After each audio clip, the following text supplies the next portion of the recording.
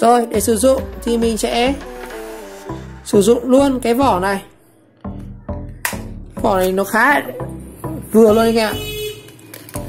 Đó. Bây giờ mình xem bố trí là cái đèn led này. Chúng ta sẽ bố trí con led này sao cho ở đâu nó hợp lý. Đây, mình có thể bố trí con led ở chỗ này. Đây, với con led này thì chắc là mình sẽ bố trí ở cái cạnh có khá nhiều. Mình có thể để ở cạnh này.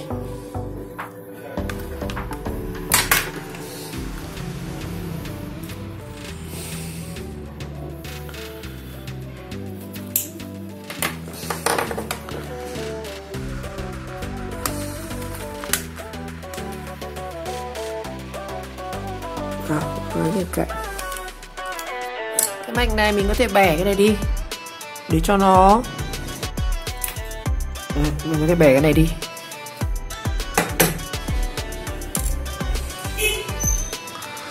Rồi chúng ta mình sẽ bố trí như này nhá, module này.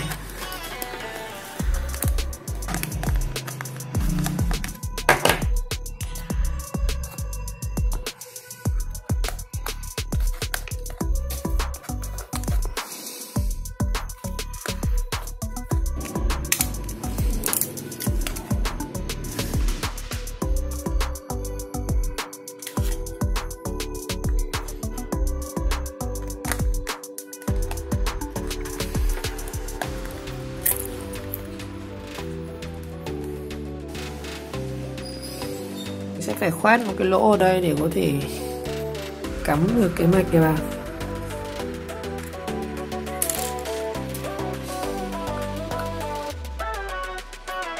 Hàn này cho nhanh các bạn, dao cắt lâu lắm.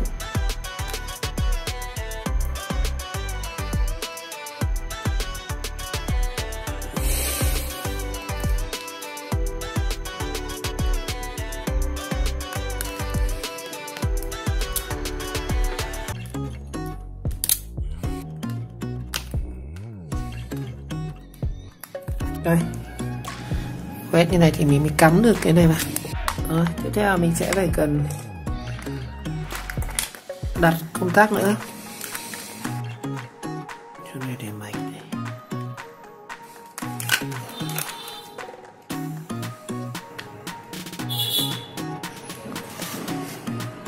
Mình sẽ hàn ở đây anh em.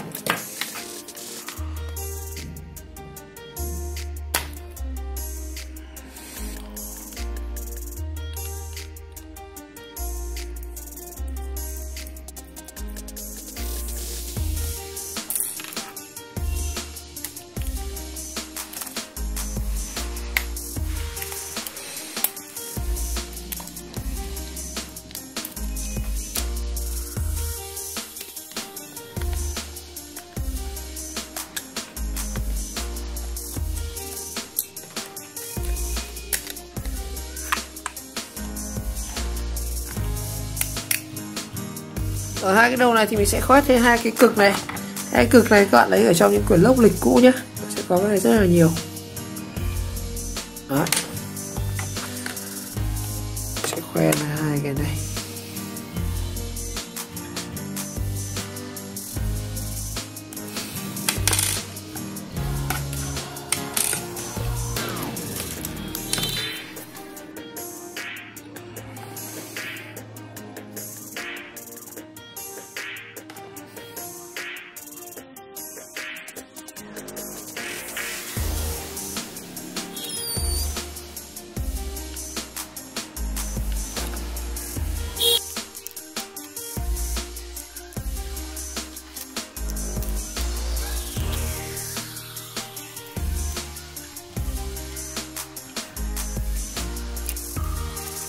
ta sẽ bắt đầu hàn nhé. Đầu tiên mình sẽ hàn trước 4 cái dây ở đây.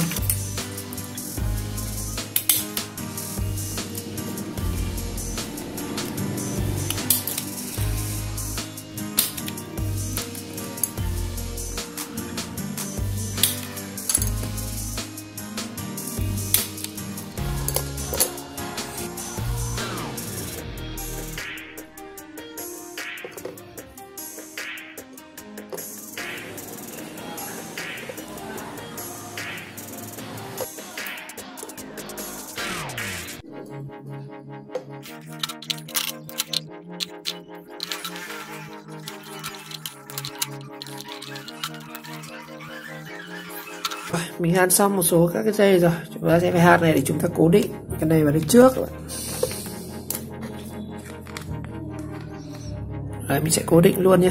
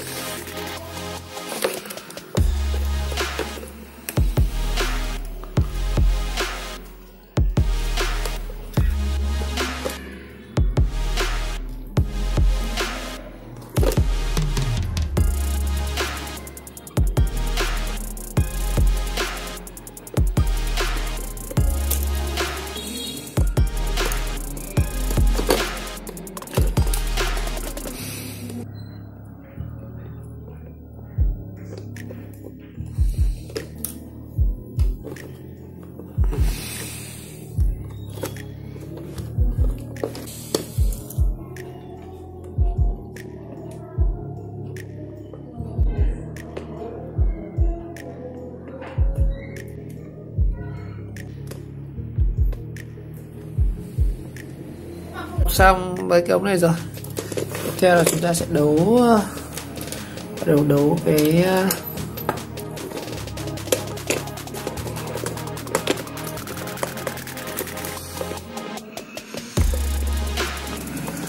này, khoảng trống nó rất là chặt hẹp luôn ạ. Đấy, thì bố trí làm sao cho nó gọn cái gì.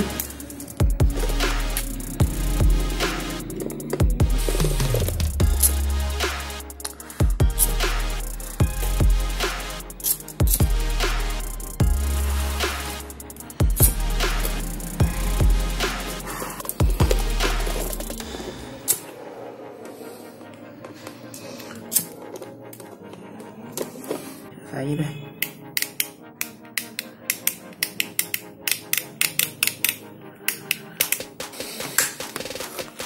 Tiếp theo mình sẽ hàn hai cực này vào. Hai cực này thì mình sẽ hàn vào đây nhé.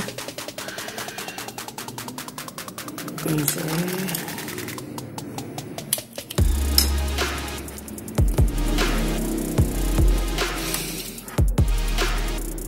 đây chỉ là hàn đứng lửa đấy ạ.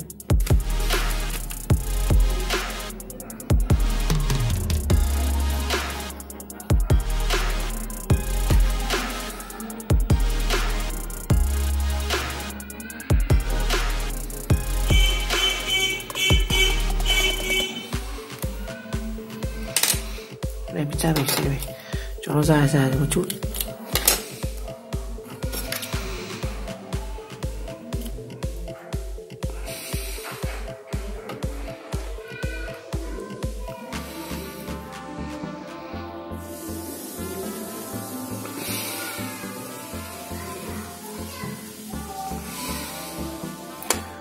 Đây, cực nữa đây.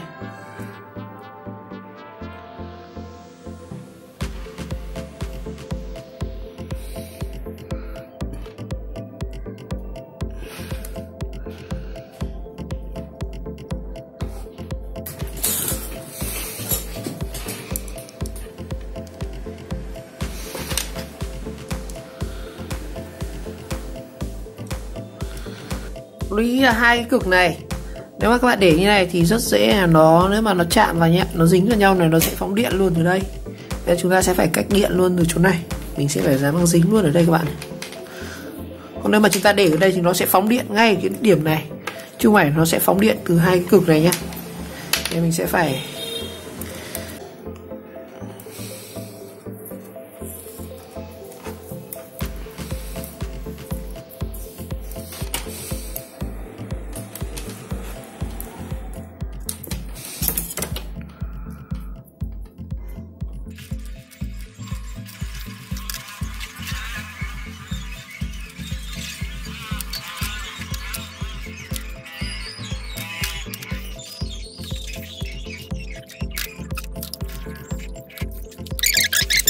ý là cái khoảng cách giữa hai cái cực này phải là 1 cm hoặc nhỏ hơn nhá. Đây tầm này này. Mình sẽ gắn keo cố định cái này luôn. Nếu xa quá thì chúng ta sẽ không thể nào là phóng điện được nữa nha. Chúng ta sẽ để như này.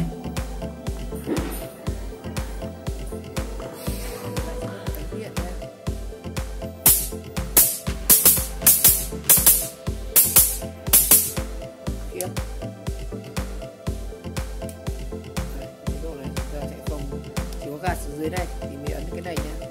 Bình thường cái này nó chỉ chiếu đen thôi.